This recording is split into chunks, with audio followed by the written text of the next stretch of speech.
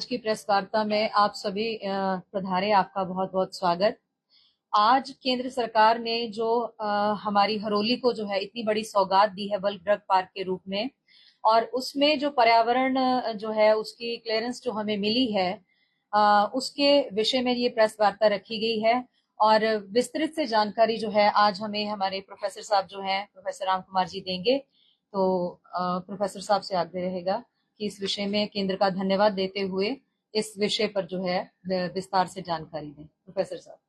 सभी पत्रकार साथियों को मेरा नमस्कार और आप सबका स्वागत कि आप सब इस पत्रकार वार्ता में आए हैं। मित्रों, जिस विषय पर हम चर्चा करेंगे ये विषय आपके लिए कोई नया नहीं है, लेकिन आज से लगभग 5 साल पहले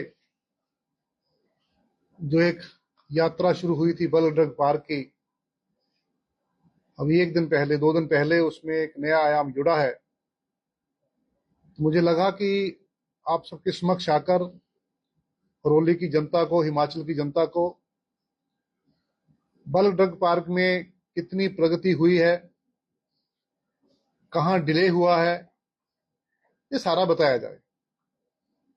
इससे पहले कि मैं इस विषय के विस्तार में चर्चा करूं, मैं सर्वप्रथम भारत सरकार के आदरणीय प्रधानमंत्री श्रीमान नरेंद्र मोदी जी, केंद्र सरकार में जो केमिकल मिनिस्टर भी है, पार्टी के हमारे राष्ट्रीय अध्यक्ष भी हैं आदरणीय श्री जगत प्रकाश नड्डा जी, और केंद्र में मंत्री रहे वर्तमान में सांसद श्री अनुराग सिंह ठाकुर जी, साथ में प्रदेश में जब भारतीय जनता पार्टी की सरकार थी उस समय प्रदेश के मुख्यमंत्री वर्तमान में नेता प्रतिपक्ष श्री जयराम ठाकुर जी का, और केंद्रीय पर्यावरण मंत्री श्री भूपेंद्र यादव जी का, आप सबके माध्यम से मैं हिमाचल वासियों की तरफ से, हरोली के, ऊना जिला के सभी लोगों की तरफ से धन्यवाद करना चाहूंगा कि बहुत ही कम समय में आपने ये पर्यावरण और फॉरेस्ट क्लियरेंस हिमाचल को दी है। इसके लिए पुनः मैं केंद्र सरकार का धन्यवाद करता हूं। हो सकता है आपके मन में ये प्रश्न हो कि फॉरेस्ट क्लियरेंस को एनवायरमेंट क्लियरेंस को, जिसको ईसी बोल देते हैं, कितना टाइम लग गया है। तो मित्रों, इसमें वास्तविकता ये है कि हिमाचल सरकार ने केंद्र को जो ईसी की प्रपोजल भेजी, पर्यावरण एनवायरनमेंट क्लियरेंस के लिए जो प्रस्ताव अपना भेजा था, वो 2 साल उसको तैयार करने में लगा दिए थे।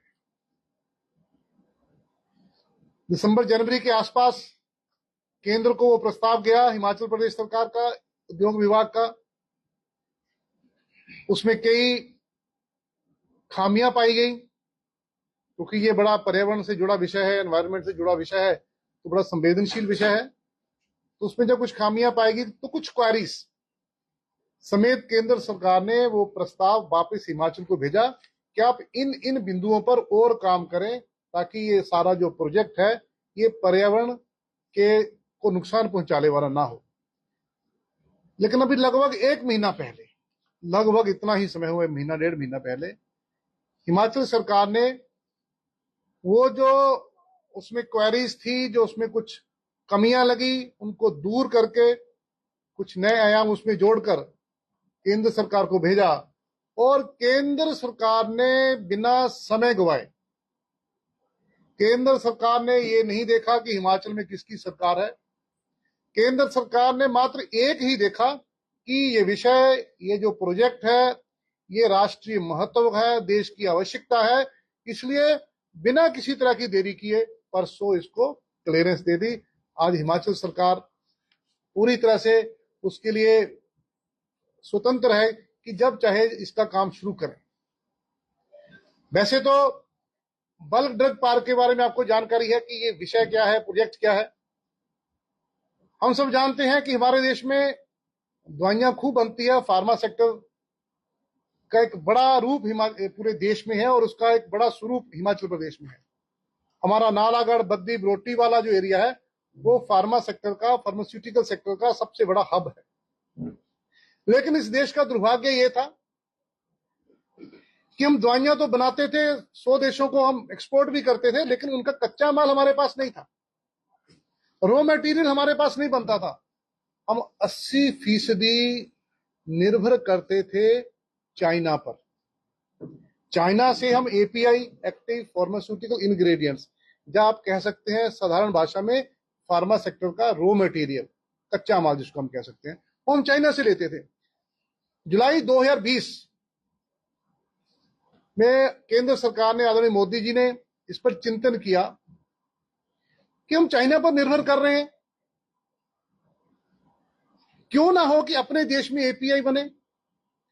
उसके लिए कैबिनेट ने एक निर्णय लिया, भारत सरकार की कैबिनेट ने निर्णय लिया कि पूरे देश में 3 बड़े बल्क ड्रग पार्क केंद्र सरकार बनाएगी, उसके लिए राज्यों को सहयोग करेगी, और 3 ही बनने थे पूरे देश में। और राज्यों से यह कहा गया कि आप हर प्रदेश से एक एक प्रस्ताव केंद्र को भेजें।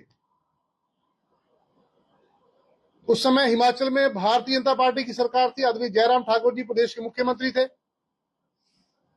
हालांकि प्रदेश में और भी अनेकों स्थान थे, लेकिन उस समय की भारतीय जनता पार्टी की सरकार ने हिमाचल प्रदेश से जो एक नाम भेजा, वो हरोली में हमने जो भूमि आइडेंटिफाई की थी, वो लगभग 1400 एकड़ प्लस थी। वो प्रस्ताव केंद्र को हिमाचल सरकार ने, आदरणीय जयराम ठाकुर जी की सरकार ने भेजा। तो अगर कोई और प्रस्ताव जाता तो शायद ऊना में ये ड्रग पार्क ना आता। अगली बात, अब केंद्र में तो जितने राज्य, सबसे एक एक प्रपोजल चली गई, एक एक प्रस्ताव चला गया। अब उनमें से 3 सिलेक्ट होने थे। तो सबसे बड़ी बात तो यह है कि हिमाचल प्रदेश ने जो प्रोजेक्ट अपना तैयार किया, जो प्रोजेक्ट रिपोर्ट तैयार की, जो प्रपोजल आप तैयार की, वो इतनी शानदार थी कि 29 राज्यों के जो प्रपोजल आए थे, उनमें नंबर 1 पर हिमाचल प्रदेश की जो प्रपोजल थी, हमारी जो प्रोजेक्ट रिपोर्ट थी, उस आधार पर रही। वरना छोटे से प्रदेश को इतना बड़ा प्रोजेक्ट कैसे मिलता? केंद्र सरकार के सहयोग से। अगर उसमें भी थोड़ा सरकार आगे पीछे कर सकती थी, केंद्र सरकार, ये छोटा सा प्रदेश है, उत्तर प्रदेश को मिल नहीं रहा है, हिमाचल को मिल रहा है, लेकिन मोदी जी ने कहा, वो तो कहते हैं कि हिमाचल मेरा घर है। हम बड़े सौभाग्यशाली हैं कि जब जब भारतीय जनता पार्टी के प्रधानमंत्री रहे हैं, उन प्रधानमंत्रियों ने हिमाचल को अपना घर माना है। चाहे स्वर्गीय अटल बिहारी वाजपेयी थे, चाहे आज यशस्वी प्रधानमंत्री श्री नरेंद्र मोदी। तो मोदी जी ने हिमाचल को वो प्रोजेक्ट दिया। तो मात्र 3 प्रदेशों में ये प्रोजेक्ट लग रहा है, हिमाचल प्रदेश, आंध्र प्रदेश और गुजरात। तो आपके ध्यान में ये भी है कि जब ये प्रोजेक्ट की हम तैयारी कर रहे थे, कोविड काल के बावजूद हमने इतनी भूमि इकट्ठी की, और उस समय अपोजिशन तब के विपक्ष का इस प्रोजेक्ट के लिए कोई सहयोग नहीं था। उल्टे आए दिन कोई ना कोई अड़ंगा, ये प्रोजेक्ट हिमाचल में ना आए, ये प्रोजेक्ट ऊना को, हरोली को ना मिले, बाधाएं डालते गए।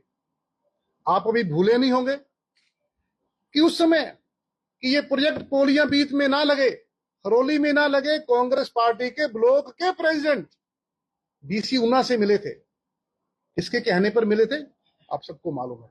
अदरवाइज ब्लॉक प्रेसिडेंट की हिम्मत नहीं होती कि वो जाए डीसी के पास चला जाए कि ये प्रोजेक्ट नहीं लगना चाहिए। तो मुकेश अग्निहोत्री के इशारे के बिना वो नहीं जा सकता था डीसी के पास ये कि प्रोजेक्ट नहीं लगना चाहिए। लेकिन जब डीसी ऊना ने बात नहीं मानी, तो कोर्ट में कुछ लोगों को भेजा गया। और कोर्ट में कौन लोग हैं? जो कांग्रेस पार्टी से जुड़े थे। मैं आज फिर उनके नाम लेता हूं, हरीश कुमार, राजेंद्र कुमार। ये दोनों कांग्रेस पार्टी के कार्यकर्ता हैं। हरीश कुमार ने जब हाई कोर्ट में स्टे लेने के लिए इतने बड़े प्रोजेक्ट के खिलाफ पिटीशन डाली, तो मुकेश अग्निहोत्री जी ने उस व्यक्ति हरीश कुमार के घर जाकर उसका मान सम्मान किया, उसको शाल पहनाया, हरी टोपी पहनाई कि आपने बहुत बड़ा काम किया। बात यही नहीं रुकी।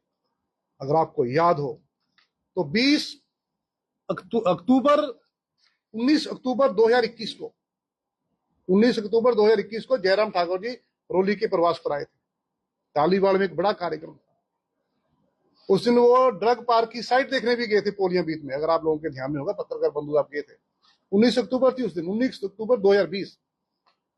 तो जयराम जी ने, क्योंकि लगभग केंद्र से जानकारी आ गई थी कि प्रोजेक्ट हमें मिल रहा है, तो एक अप्रत्यक्ष रूप से कहा था कि आप बड़े भाग्यशाली हैं कि आपको आने वाले भविष्य में समय में बहुत बड़ा प्रोजेक्ट मिलेगा, उसके लिए हम कोशिश कर रहे हैं। क्योंकि तब तक वो सैंक्शन नहीं आई थी, लेकिन संभावना पूरी बन गई थी, थोड़ी ऐसी रिपोर्ट्स आ रही थी। आपको मैं याद दिलाना चाहता हूं कि अगले दिन के अखबारों में मुकेश अग्निहोत्री का एक बयान लगा था। मुकेश अग्निहोत्री जी का बयान क्या था? बयान ये था कि हिमाचल सरकार ने जो प्रस्ताव दिल्ली भेजा है, जो डॉक्यूमेंट्स लगाए हैं, जो कागजात लगाए हैं, वे डुप्लीकेट है, वे फेक हैं। यानी कि नेता प्रतिपक्ष जिसको हरोली विधानसभा के लोगों ने बार बार जिताया, जब हरोली को इतना बड़ा प्रोजेक्ट आने लगा तो उसके खिलाफ एक षड्यंत्र रचा, बयान दिया कि ये डॉक्यूमेंट्स लगाए गए हैं, जो कागजात लगे हैं, वो फेक है, डुप्लीकेट है। यानी कि उस समय कांग्रेस के नेताओं ने, कांग्रेस पार्टी के लोगों ने कोई कसर नहीं छोड़ी कि ये प्रोजेक्ट रुक जाए, कहीं आ ना जाए हरोली को। लेकिन सारी बाधाएं पार करके श्री जयराम ठाकुर जी के प्रयासों से, अनुराग जी केंद्र में मंत्री थे, नड्डा जी, बड़े स्थान था नड्डा जी के पास, जब ये लगातार केंद्र सरकार में प्रयासरत रहे, तो आखिर में अगर आप लोगों को याद होगा तो जुलाई अगस्त में इसकी प्रिंसिपल सैंक्शन आ गई थी। और उसके बाद 11 अक्टूबर, अगर मुझे पूरी तरह से याद है, 11 अक्टूबर 2022 को आदरणीय प्रधानमंत्री जी ऊना आए। ऊना के इंदिरा स्टेडियम में बड़ा कार्यक्रम हुआ। यहां दो बड़े प्रोजेक्ट उस दिन प्रधानमंत्री जी ने दिए। एक तो ये बल्क ड्रग पार्क, इसका शिलान्यास स्वयं देश के प्रधानमंत्री है। इससे आप कल्पना कर सकते हैं कि ये प्रोजेक्ट कितना बड़ा है, कि देश के प्रधानमंत्री किसी प्रोजेक्ट का फाउंडेशन स्टोन ले करने आए हैं।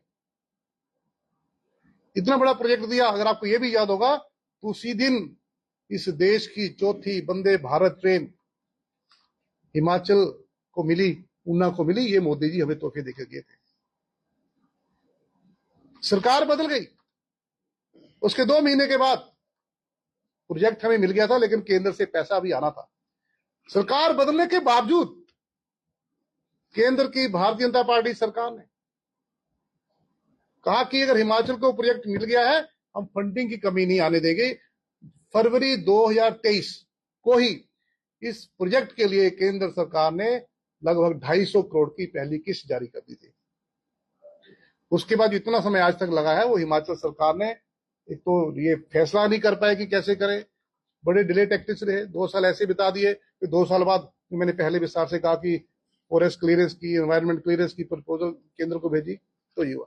हाँ, आज मुझे इस चीज की संतुष्टि है कि जो लोग उस समय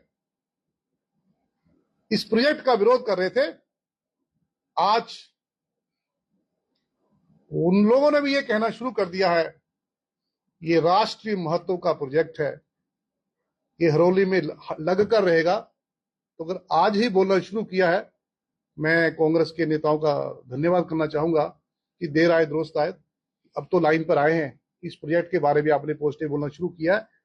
अलबत्ता पहले क्या था, इसका लगातार वो लोग विरोध करते रहे, लेकिन अभी भी कुछ लोग भ्रांतियां फैला रहे हैं। हम अगर विपक्ष में है तो उसका मतलब ये नहीं कि हम इसका प्रोजेक्ट का विरोध शुरू कर देंगे, नहीं। हम कल भी इस प्रोजेक्ट के पक्ष में थे, आज भी हैं, आने वाले कल भी होंगे। और इस प्रोजेक्ट के रास्ते में जो जो बाधाएं आएंगी, उनको दूर करने में भारतीय जनता पार्टी का हरोली का प्रत्येक कार्यकर्ता पूरी तरह से अपना सहयोग करेगा। कुछ 1-2 भ्रांतियां कुछ लोग फैला रहे हैं, मेरा उनसे भी निवेदन है कि मित्रों, ये प्रोजेक्ट राष्ट्रीय महत्व का है। देश के लिए रॉ मटेरियल यहां से बनेगा, अपने देश की जरूरत को पूरा करेगा, दुनिया को हम एक्सपोर्ट करेंगे, हमारा फॉरेन रिजर्व फॉरेक्स बढ़ेगा उससे। साथ में हजारों लोगों को रोजगार इससे मिलने वाला है। केवरिया पढ़ते कि 1923 करोड़ का प्रोजेक्ट है। मैं थोड़ा इसमें क्लियर करता हूं, 1923 करोड़ जो है वो इस प्रोजेक्ट के लिए जो इंफ्रास्ट्रक्चर है, उस पर खर्च होगा। इंफ्रास्ट्रक्चर में जैसे सड़कें बनेगी, जैसे वहां लैंड डेवलपमेंट होगी, जैसे वहां बिजली पहुंचाई जाएगी, साथ में किसी तरह का कोई पोल्यूशन ना हो, किसी भी प्रकार का कोई पोल्यूशन ना हो, उसके लिए सैकड़ों करोड़ रुपए इस पर सरकार खर्च करेगी। 1000 करोड़ केंद्र सरकार लगाएगी और 923 करोड़ प्रदेश सरकार लगाएगी। उस समय की जयराम सरकार ने ये लिखित में दे दिया केंद्र सरकार को कि 923 करोड़ हम खर्च करेंगे, 1000 करोड़ खर्च कौन करेगा? केंद्र सरकार। तो 1923 करोड़ में ये इंफ्रास्ट्रक्चर बनेगा। बाकी बाद में जो फैक्ट्रियां लगेंगी वो फैक्ट्री वालों का अपना कैपिटल इन्वेस्टमेंट होगा। तो दो भ्रांतियां, जिसमें एक तो पर्यावरण को लेकर है कि इसमें पर्यावरण का ध्यान नहीं रखा जाएगा। मित्रों, मैं आपके माध्यम से हरोली की जनता को यही कहना चाहूंगा कि किसी प्रकार से डरने की जरूरत नहीं है। ये एक तरह से पूरी तरह से पोल्यूशन मुक्त, पोल्यूशन एफ्लुएंट ट्रीटमेंट प्लांट, उस पर खर्च होगा। फिर आई पानी की बात।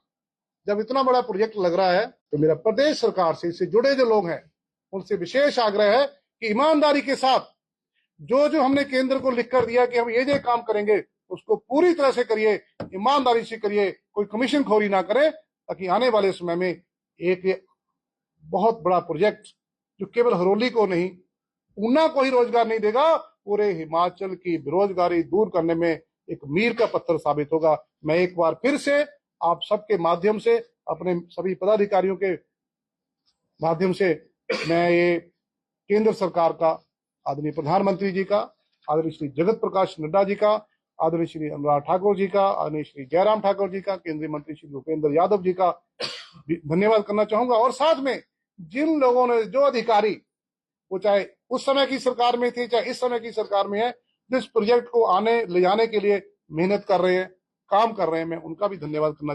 हमसे जुड़े रहने के लिए हमारे YouTube चैनल को सब्सक्राइब करें और नई वीडियो की नोटिफिकेशन के लिए बेल आइकॉन को दबाएं। अगर आप ये वीडियो Facebook पर देख रहे हैं तो लाइक जरूर करें और ज्यादा से ज्यादा शेयर करें। इसी तरह के और भी अपडेट्स के लिए फॉलो करें हमारा Instagram पेज himachal.kesri।